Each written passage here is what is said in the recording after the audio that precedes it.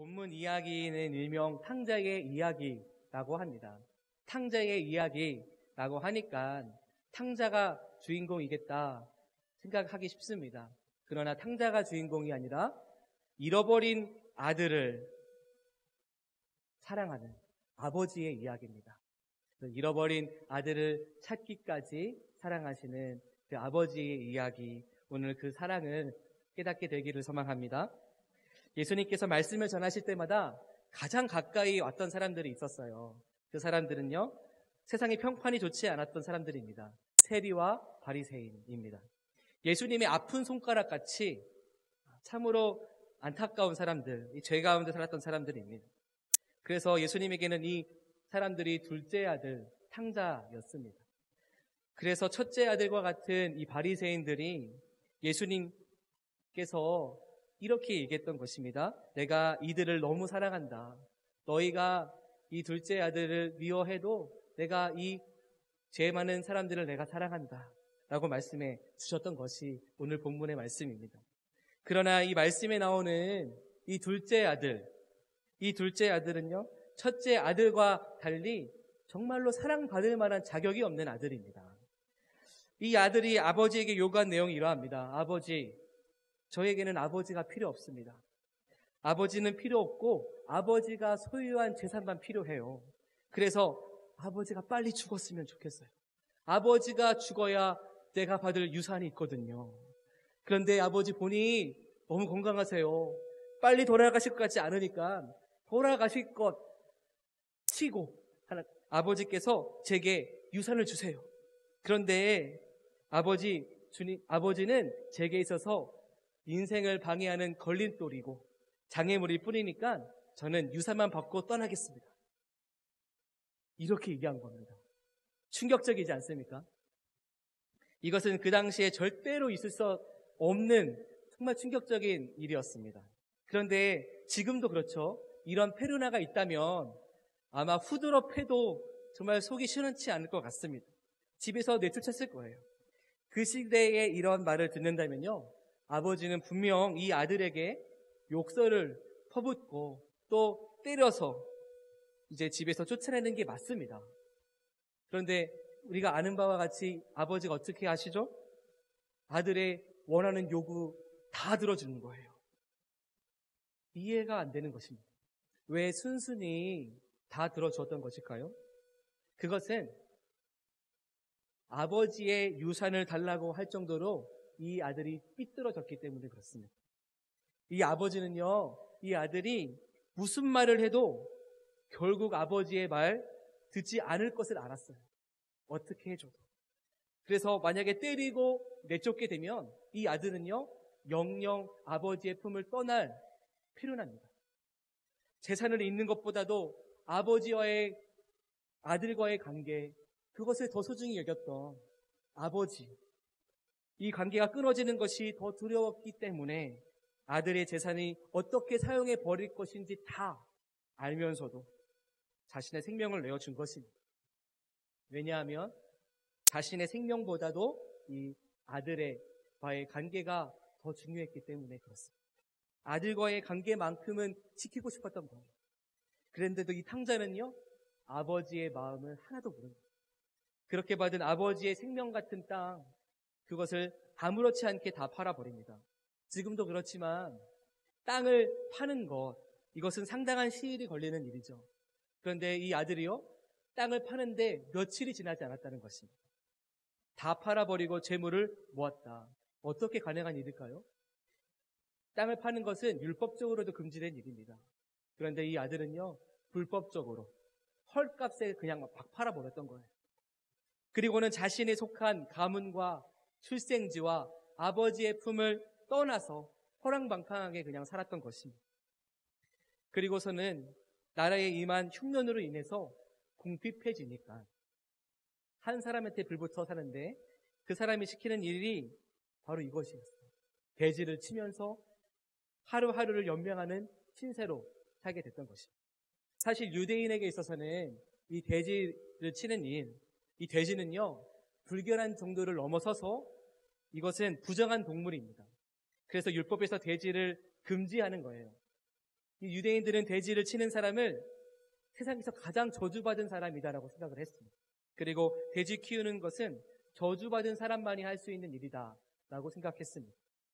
이렇게 부정한 돼지와 함께 살아가는 자가 됐으니 더 이상 돌이킬 가망 없는 낙인을 찍힌 사람이다라고 여겼던 것입니다. 여기까지가 탕자가 지은 죄의 이야기예요. 탕자 이야기에서 예수님께서 말씀하시는 이 죄의 강도를 보면요, 하나같이 강력합니다. 아버지의 유산을 달라고 한 죄, 땅을 다 팔아버린 죄, 허랑방탕한 죄, 재산을 다 말아먹은 죄, 그리고 돼지를 치며 돼지와 함께 살게 된 죄. 저는 예수님께서 바리새인들에게 탕자 이야기에 말씀하실 때에 이 탕자의 죄를 이렇게까지 말씀해 주시는 이유가 있겠다라는 생각이 듭니다. 탕자는 아들 도리를 하지 않았습니다. 아들로서 받을 권리만 요구했고 아버지의 재산만 원하는 자입니다. 그래서 아버지 죽었으면 좋겠다. 아버지 돈만 주시면 되겠다. 아버지 내 인생 관여하지 말고 그냥 내 마음대로 살았으면 좋겠다. 극강의 표현하죠. 그런데 이 예수님께서 이 극강의 죄를 지은 사랑받을 자격 없는 자에 대한 말씀을 해주시는 이유는 이렇게 사랑받을 자격이 없어도 나는 사랑할 수 있다. 나는 용서할 수 있다. 말씀해 주시는 것입니다. 극강의 페르나 같은 사람이 누구인가요? 여러분, 누구에 대한 말씀인지 아시겠나요? 바로 우리의 모습인 것입니다. 만약 우리가 스스로 죄 없다고 하면 스스로 속이는 자 아니겠습니까? 하나님 없이도 잘 살 수 있지. 돈만 있으면 내가 원하는 대로 누리면서 하고 싶은 거 하면서 살 수 있지. 나도 한번 내 마음대로 잘 살아보고 싶다. 여러분, 이런 생각하면 살잖아요. 우리는 상황과 환경만 주어지지 않았지 탕자와 같은 사람입니다. 탕자였다면 내 마음대로 살았던 사람인 겁니다. 탕자는 이제 돼지를 치면서 내 마음대로 살 수 있다라고 생각했던 이 자존감, 자존심을 꺾여버리게 됩니다. 그리고 유대인의 민족적인 정체성까지도 다 꺾여지 버리고 밑바닥에 밑바닥까지 떨어집니다. 돼지를 치는, 또 돼지가 먹는 사료인 이 쥐염 열매로 배를 채우며 살아내 보지만 결국에는 이것도 주는 사람이 없어서 굶주리고 죽게 될 상황에 처해 버립니다. 이런 것이 우리의 삶이거나 싶습니다. 내 힘으로 한번 잘 살아보려고 끝까지 애쓰는데 결국에는 아무 희망이 없을 밑바닥, 바닥을 치고 이제 그때서야 생각나는 것이 주님인 거죠. 끝없는 나락으로 떨어진 뒤에야 아 그래, 내게 주님이 있었잖아. 그렇지, 내게 아버지가 있었지. 이렇게 생각하는 거 바로 우리라는 생각이 듭니다. 우리는 왜 예수님을 믿으면서 이렇게 탕자의 모습까지, 영적인 탕자의 모습까지 되어야 하나님을 찾게 되는 것일까요?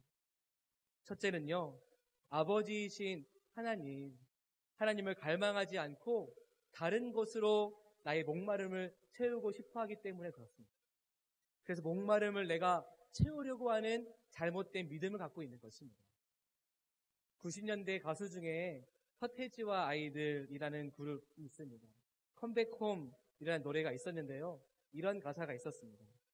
우린 아직 젊기에 괜찮은 미래가 있기에 자 이제 그 차가운 눈물을 닦고 컴백홈.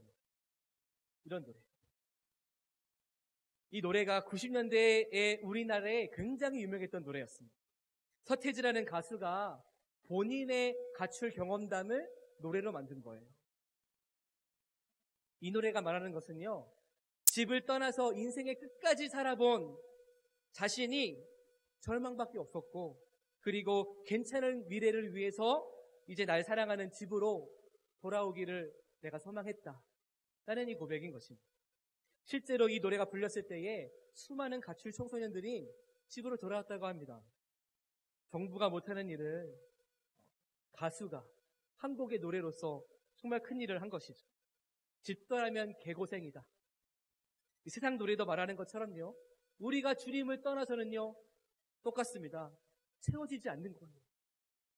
둘째로 우리가 영적인 탕자같이 되는 것은요, 주님이 없이도 내 힘으로 잘 살아볼 수 있다라는 생각을 하기 때문에 그런 것입니다.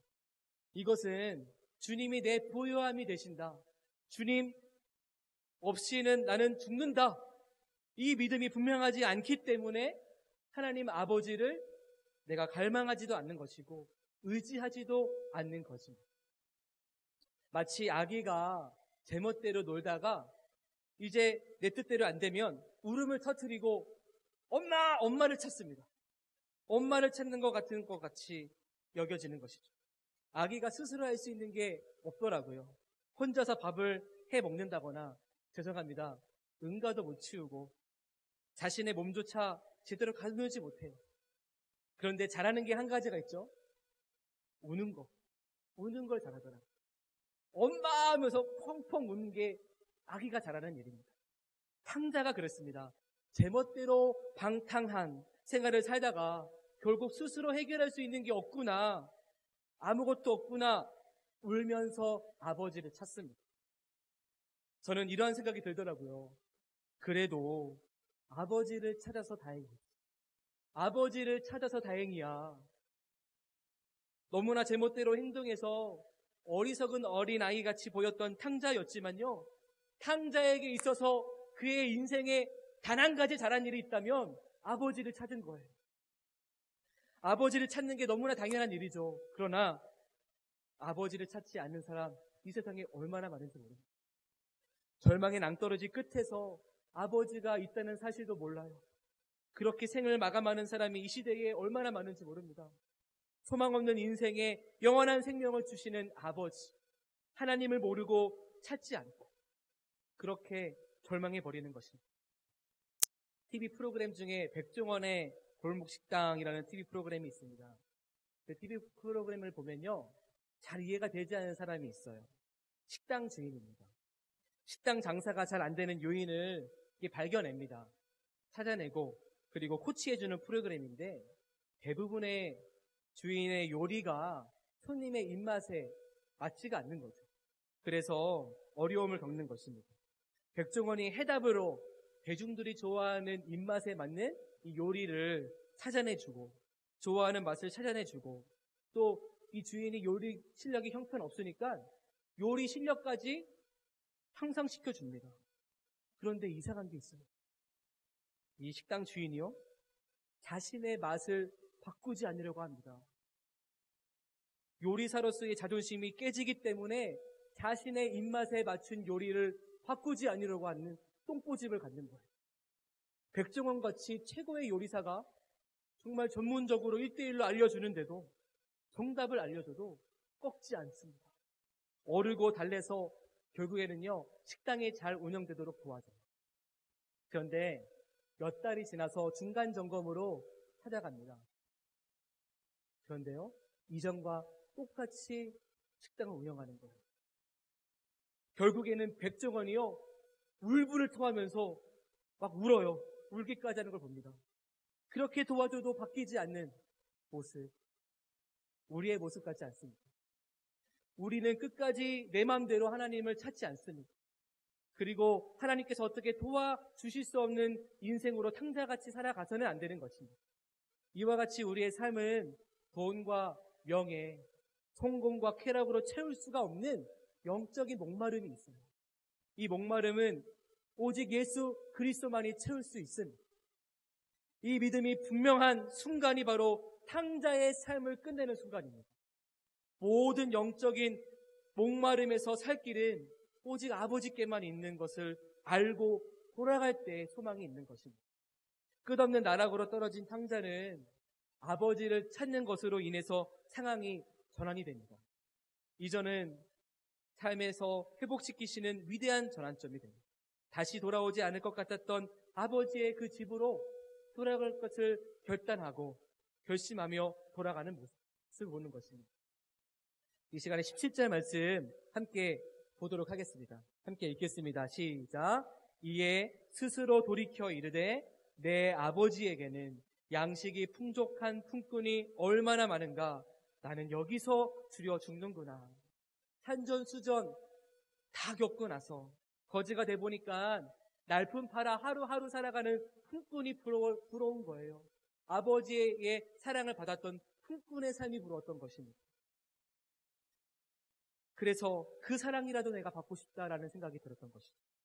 아버지가 자신의 생명인 유산을 줘서라도 아들과의 관계를 지켰기 때문에 이 아들이 아버지를 생각하고 돌아올 수 있었던 것입니다. 그래서 탕자가 그래 내게 필요한 것 아버지였어. 아버지께 가야 되겠다. 아버지의 사랑을 생각해낸 것입니다. 18절 19절 말씀 함께 읽겠습니다. 시작.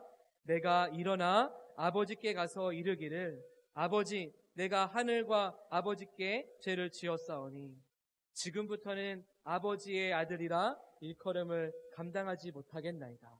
나를 품꾼의 하나로 보소서 하리라 하고 아버지 내가 하늘과 아버지께 죄를 지었습니다. 탕자가요 자신의 죄를 정확하게 알았던 거예요. 자신의 죄가 단지 아버지에게만 죄 지은 게 아니고 이 불효의 차원을 넘어서는 것이다. 하나님 아버지께까지도 내가 불순종한 죄인이다 깨달았던 것입니다. 그리고 자기 자신이요 아버지의 자식이라고 더 이상 불릴 가치가 없다는 것을 알았어요. 그래서 사실은 가장 먼저 아버지의 품꾼을 생각했던 것이 아버지의 종이 되면 아버지와 함께 살아야 했거든요. 종은 아버지와 함께 사는, 주인과 함께 사는 관계입니다. 근데 자기 자신을 보면 아버지와 함께 살 수 있는 종도 될 수 없는 그런 품꾼으로만 살아야 하는 존재라는 것을 알았던 거예요.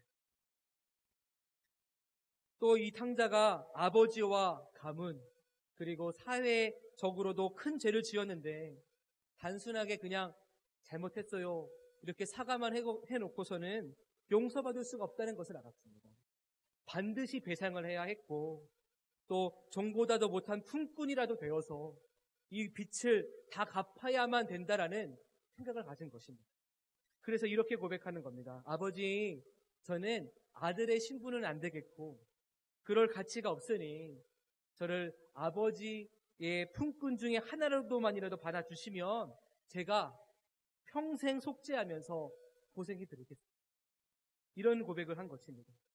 정말로 백기 들고 두 손 들고 모든 모욕과 수치를 회피하지 않고서 정면으로 맞서기로 결심한 것, 고백하는 것입니다.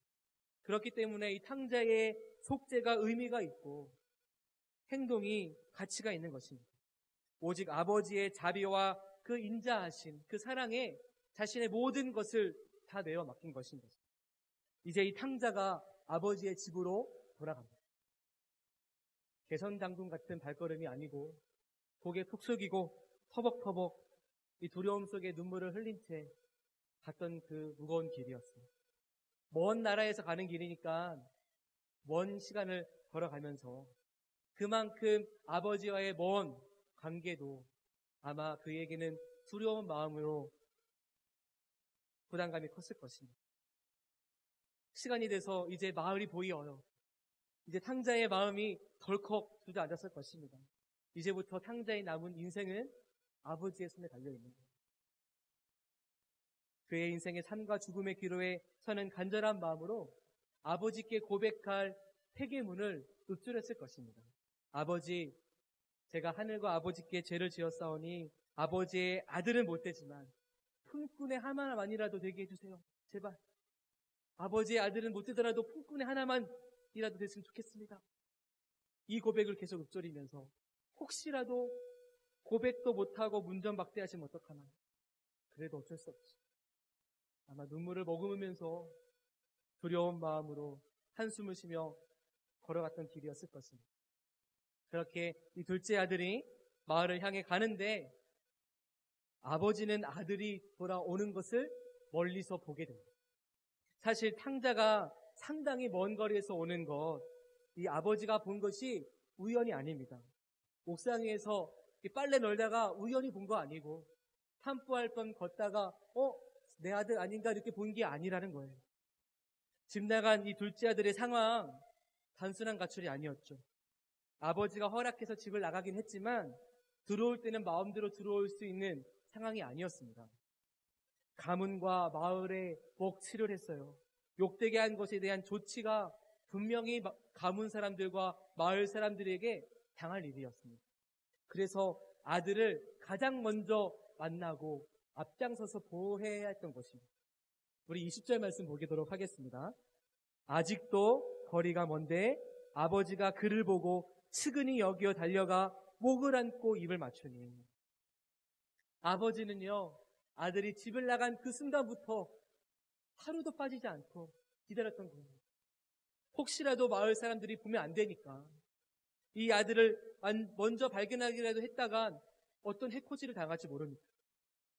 이 아버지가 아들의 귀향을 바라면서 살리기 위해서 마을 너머, 지평선 끊임없이 바라봤던 것입니다. 자신의 소유지 가장 높은 곳에서 바라보면서 언제 올까, 오늘은 올까, 오매불망 기다렸던 거죠. 그러던 어느 날입니다. 마을 입구 그 지평선 너머를 보는데 작은 점이 보입니다. 윤곽이 점점 뚜렷해지더니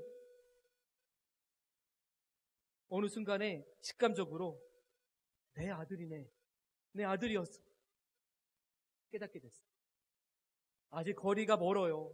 근데 이 아버지는요, 아들을 먼저 만나야 합니다. 보호해야 돼요. 그 어떻게 해요? 뛰어가야 되잖아요. 우리나라에도 그 당시와 같이 양반처럼요, 품위를 지키기 위해서 격조 있게 행동을 했듯이 그 당시에도 경망스럽게 뛰거나 품위를 잊어버리는 행동을 해서는 명예를 잃어버리는 일이었기 때문에 해서는 안 되는 뜀박질이었습니다. 그 시대 사람들의 옷이 어떻죠? 원피스입니다. 이 원피스의 통으로 폭이 너무나 좁아가지고 쉽게 뛸 수 없는 거리입니다. 뛰다가는 넘어지기 쉬워요. 전력 질주하기 위해서는요, 이 원피스의 밑단을 허벅지까지 올려야 돼요.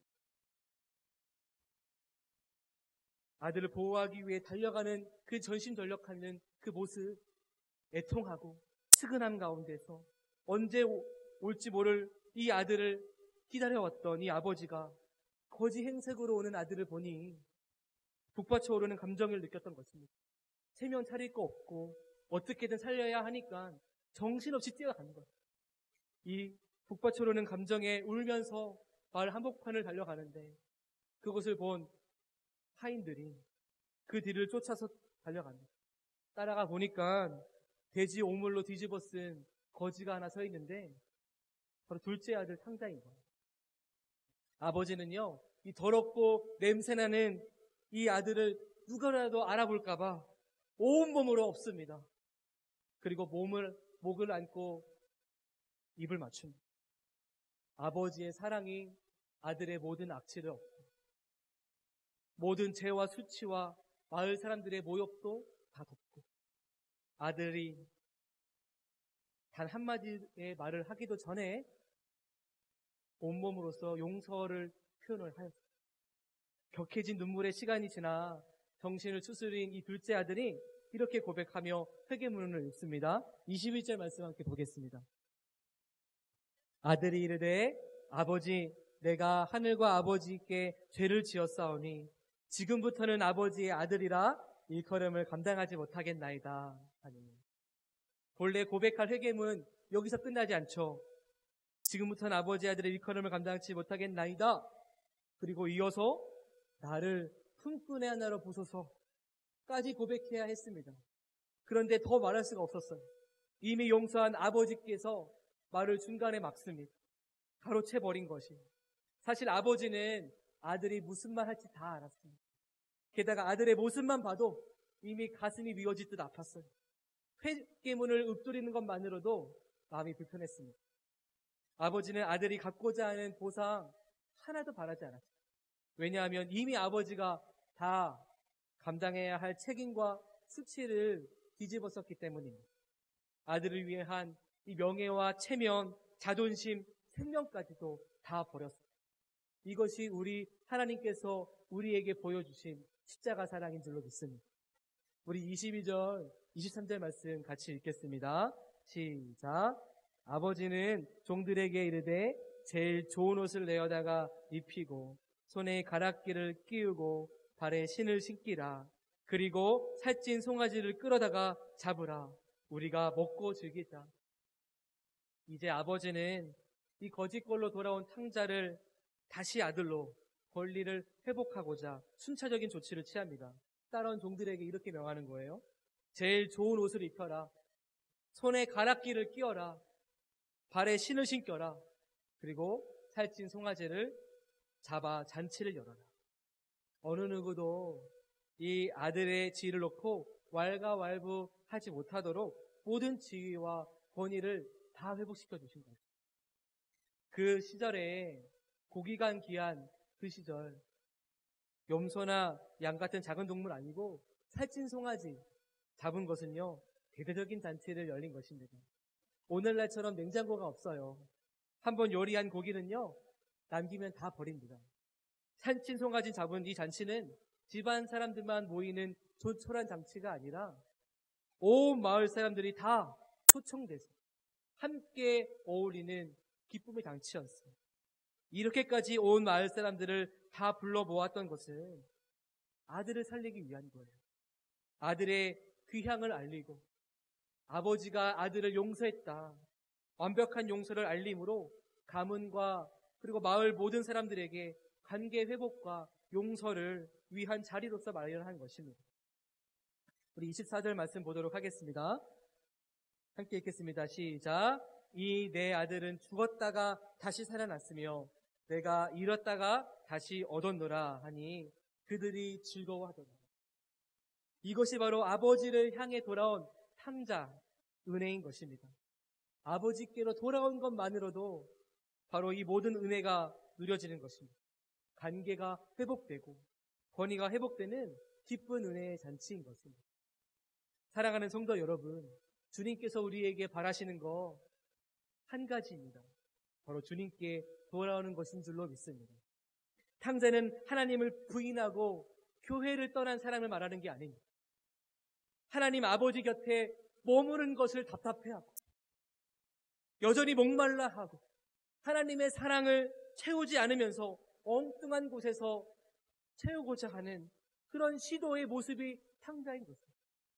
만약 우리가 탕자처럼 하나님 원하지 않고 하나님께서 내게 이것만 주시면 내가 행복할 것 같아, 하나님께서 내게 이것을 주셨으면 좋겠어, 하나님이 아닌 다른 무언가를 바라고 산다면 하나님을 떠난 탕자인 것입니다.